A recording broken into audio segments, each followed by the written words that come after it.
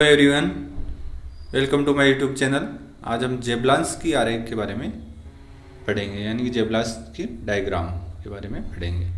तो सबसे पहले हम जो सिंगलेट और ट्रिपलेट अवस्थाएं हैं या जो स्पिन मल्टीप्लिसिटी कैसे कैलकुलेट करते हैं उसके बारे में चर्चा करेंगे।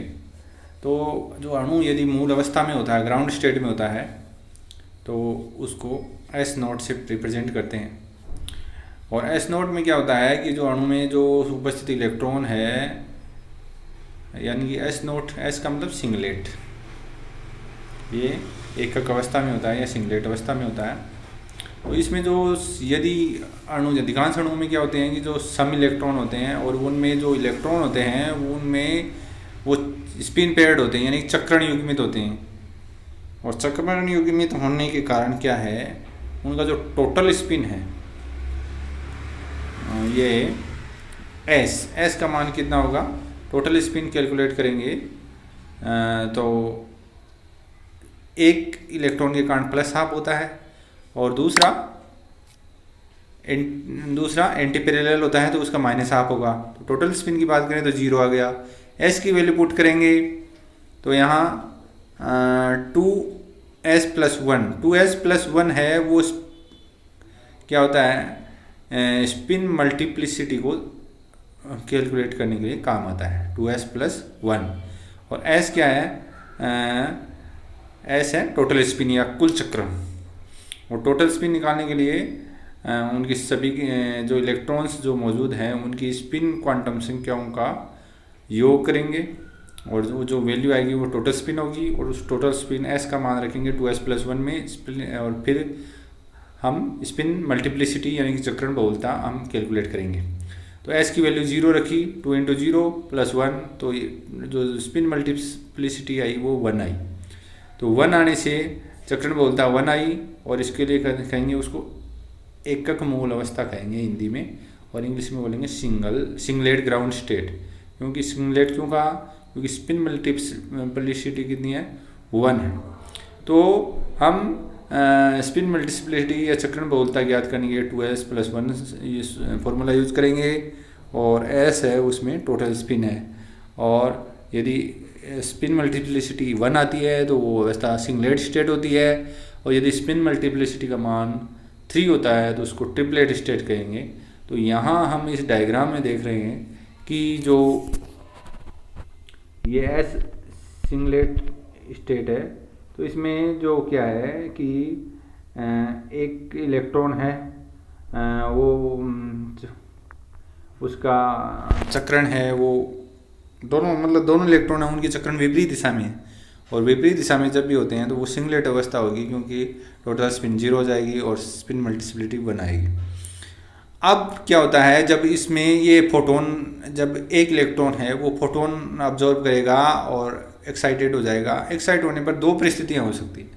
एक परिस्थिति है कि दोनों जब इलेक्ट्रॉन है वो पैरेलल हो, उनका जो स्पिन है वो पैरेलल होता है। पैरेलल होगा तो क्या होगा कि वो उस समय जो टोटल स्पिन है वो जैसे प्लस हाफ एस का मान 1 हो जाएगा, और जो स्पिन मल्टीप्लिसिटी है 2s+1 उसका मान 3 आएगा, तो वो ट्रिपलेट अवस्था होगी।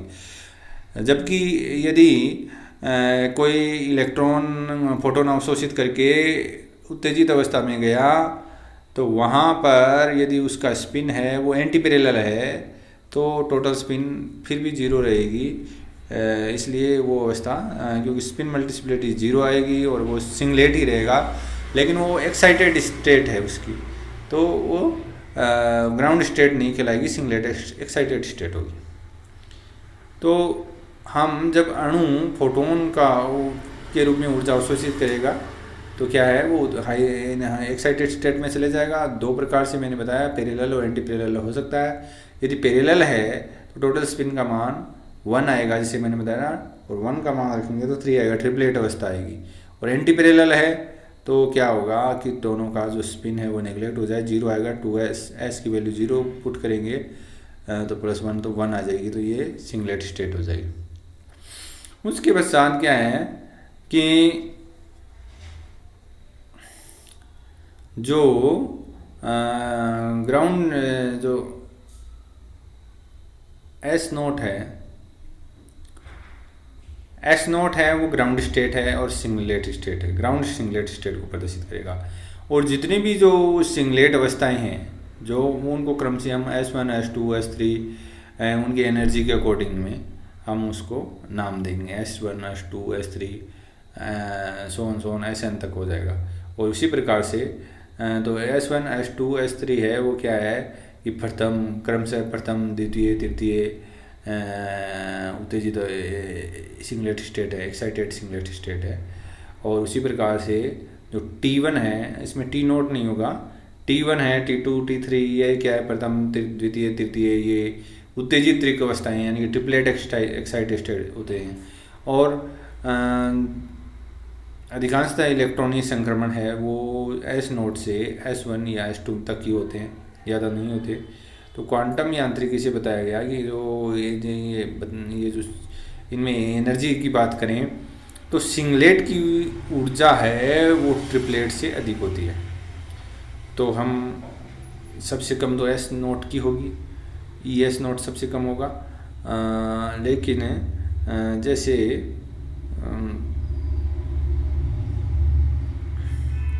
ES1 से ET1 की कम होगी।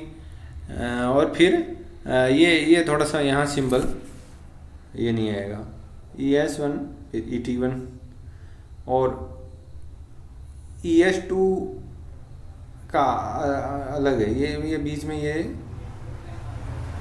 सिंबल नहीं आएगा। ES2 है उससे ET2 की कम होगी, ES3 से ET3 की कम होगी।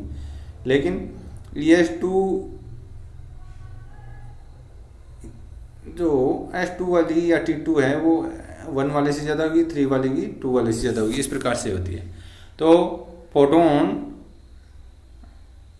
जब एनर्जी फोटोन का जब इलेक्ट्रॉन अब्जॉर्प्शन करेगा और फिर S नोट से S1 में या S2 या S3 में चला जाता है, ये वो निर्भर करेगा कि फोटोन की ऊर्जा क्या है। तो क्या है कोई अणु है वो फोटोन अवशोषित करके एक्टिवेटेड स्टेट में चले जाएगा, उत्तेजित अवस्था में चला जाएगा और उत्तेजित अवस्था से फिर वापस कई प्रकार से वो ग्राउंड स्टेट में लौटता है। तो यहाँ ये जेबलॉन्स की डायग्राम है। अब आपको ये जेबलॉन्स की डायग्राम इजीली समझ में आ जाएगा। सबसे पहले देखो ये जो ग्राउंड स्टेट होती है जिसमें इलेक्ट्रॉन दोनों इलेक्ट्रॉन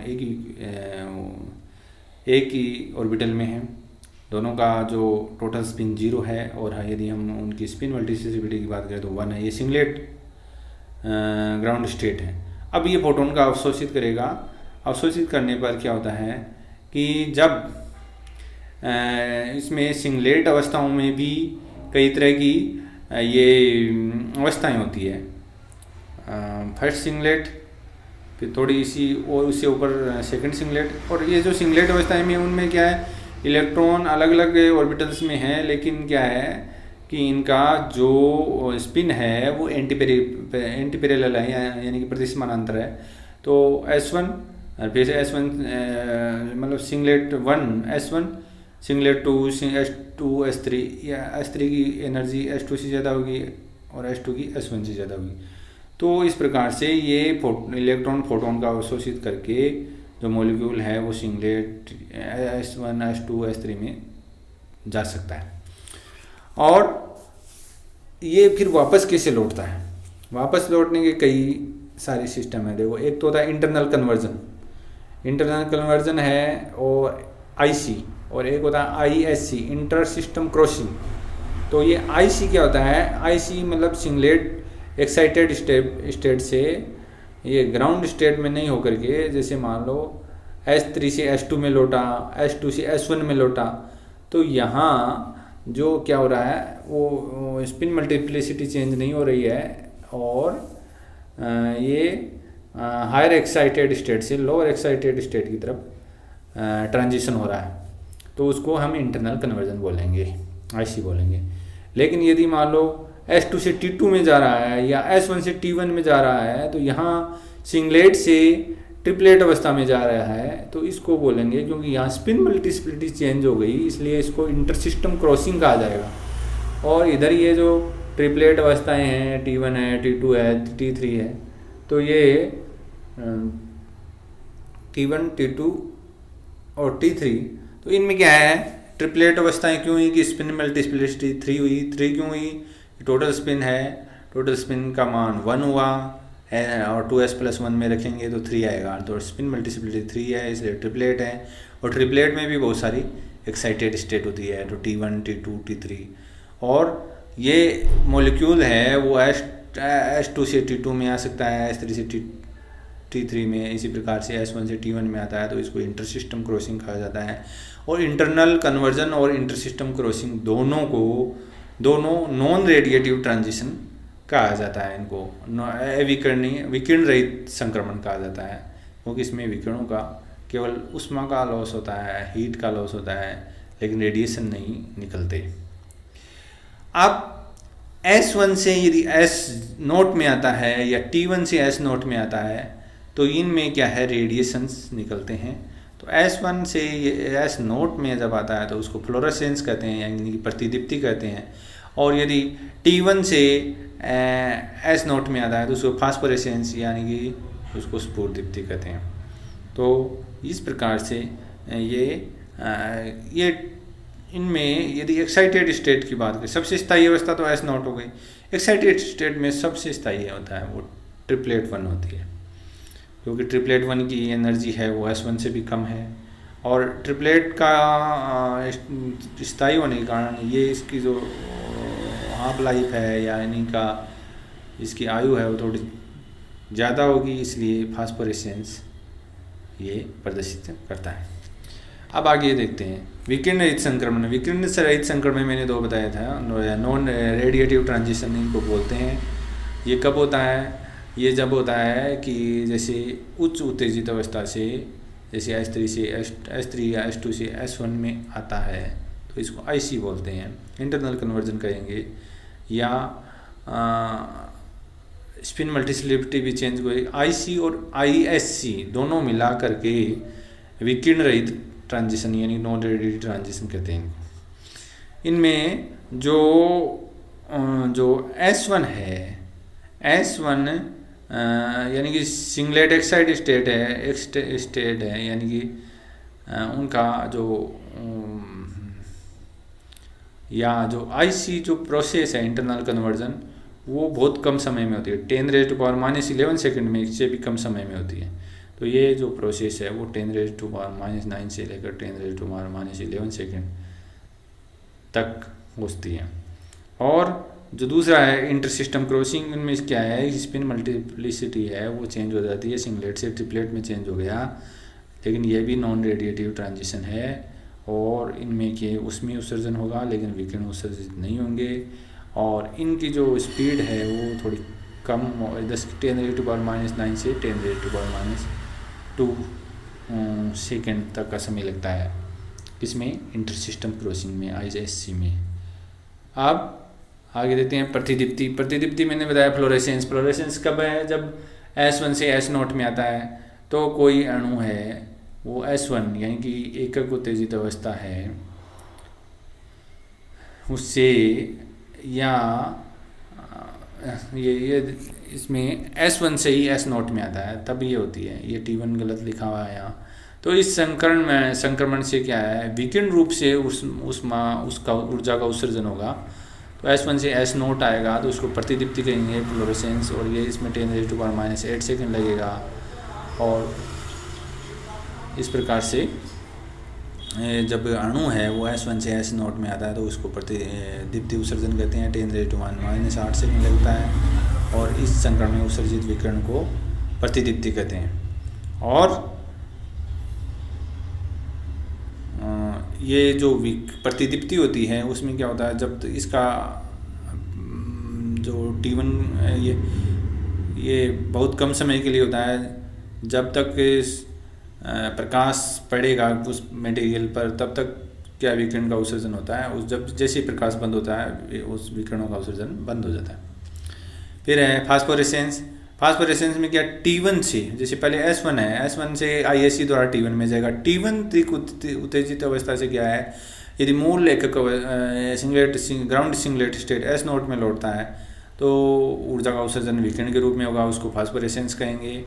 तो यहाँ T1 से S0 में आता है तो उसको फास्फोरेसेंस कहते हैं। इसका जीवन काल है T1 का बहुत कम होता है 10⁻³ सेकेंड, और ये लेकिन ये विकिरण या इससे अधिक भी होता है। तो यह क्या है कि विकिरण उत्सर्जन धीरे धीरे होता है। तो प्रकाश स्रोत से जब प्रकाश मटेरियल पर पड़ता है उसके बाद कुछ देर बाद तक भी उत्सर्जन होता रहता है यहाँ पर। तो सामान्यतः T1 अवस्था का जीवन लाइफ पीरियड है वो इससे यहाँ S1 से ज़्यादा होगा, और T1 की ऊर्जा S1 से कम होती है। T1 जिसकी ऊर्जा कम है उसको वो ज़्यादा स्थायी हो तो उसका जीवन काल भी ज़्यादा होगा। तो T1 की ऊर्जा कम है इसलिए इसका जीवन काल ज़्यादा है। अतः उत्तेजित अणु A की T1 अवस्था में रहने की प्रायिकता अधिक होती है। अतः अणु T1 अवस्था में आ जाता है क्योंकि यहाँ जब S1 से किस में आ जाएगा T1 में, क्योंकि इसकी लाइफ टाइम इसका ज़्यादा है। इस कारण से जो ज़्यादातर रासायनिक अभिक्रियाएँ हैं, फोटोकेमिकल रिएक्शन है, वो ट्रिपलेट अवस्था में होती है। और ये फास्फोरेसेंस का एग्जाम्पल हो गया। इस प्रकार से मैंने यह आपको जेबलॉन्स की diagram, non radiative and radiative transition में दो फ्लोरोसेंस एंड फास्फोरेसेंस, ये इनके बारे में बताया। मेरे ख्याल से आपको समझ में आ गया होगा। धन्यवाद।